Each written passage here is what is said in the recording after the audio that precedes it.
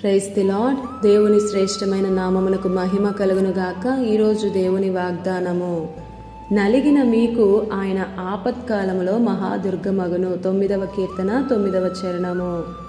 ఈ ఉదయకాల సమయంలో ఆపత్కాలంలో నమ్మదగిన దేవుడే మనందరితో మాట్లాడుతున్నాడు.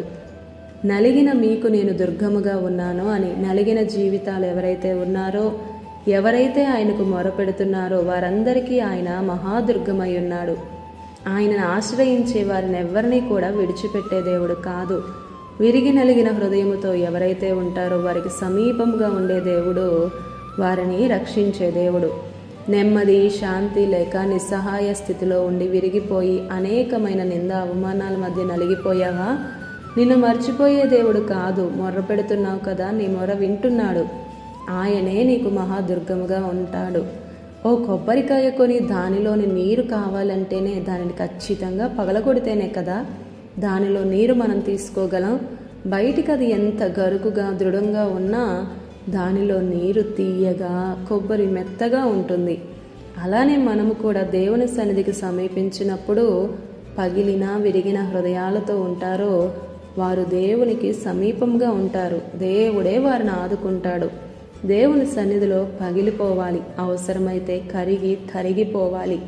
విరిగిన మనస్సే ఆయనకి ఇష్టమైన బలి. విరిగిన మనస్సుతో పగిలిన హృదయముతో ప్రార్థిస్తావు చూడు, అస్సలు అలక్ష్యము చేయడు. ఆలకిస్తాడు, జవాబిస్తాడు. దేవుని సన్నిధికి ఇద్దరు వచ్చి ప్రార్థన చేస్తున్నారు. ఒకరికి ప్రార్థన వచ్చు, అద్భుతంగా చేస్తున్నాడు. కానీ విరిగి నలిగిన హృదయం లేదు. మరొకతను ప్రార్థన రాదు. విరిగి నలిగిన హృదయంతో ప్రార్థన చేస్తున్నాడు. వచ్చిరాని ప్రార్థనే, కానీ దేవుడు విన్నాడు.